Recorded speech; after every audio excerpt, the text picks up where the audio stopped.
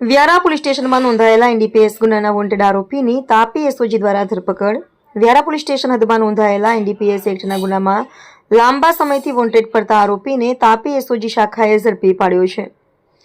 માહિતી મુજબ સુરત વિભાગના પોલીસ મહાનિરીક્ષક શ્રી પ્રેમવીરસિંહ તથા તાપી જિલ્લાના ઇન્ચાર્જ પોલીસ અધિક્ષક શ્રી રાહુલ પટેલ દ્વારા ફરાર આરોપીઓ સામે કડક કાર્યવાહી કરવા સ્પષ્ટ સૂચનાઓ આપવામાં આવી હતી. અનુસંધાને એસઓજી તાપીના પોલીસ ઇન્સ્પેક્ટર શ્રી કેજી લિંબાચિયાના માર્ગદર્શન હેઠળ ટીમ સતત વોચ રાખી રહી હતી.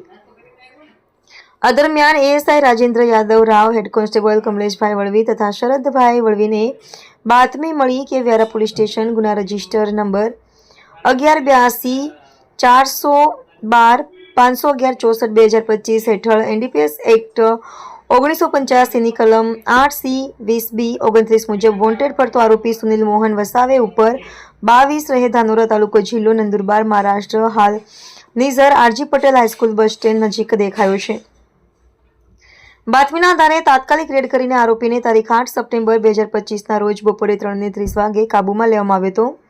બીએનએસએસ કલમ 35(1) મુજબ અટકમાં લઈ આરોપીને આગળની કાનૂની કાર્યવાહી માટે વ્યારા પોલીસ સ્ટેશને સોંપવામાં આવ્યો છે. તાપી એસઓજીની આ સફળ કામગીરીને કારણે એનડીપીએસ ગુનામાં ફરાર આરોપી કાયદાના જાળમાં સપડાયો છે. રિપોર્ટર હાર્દિક જોશી, સોનગઢ.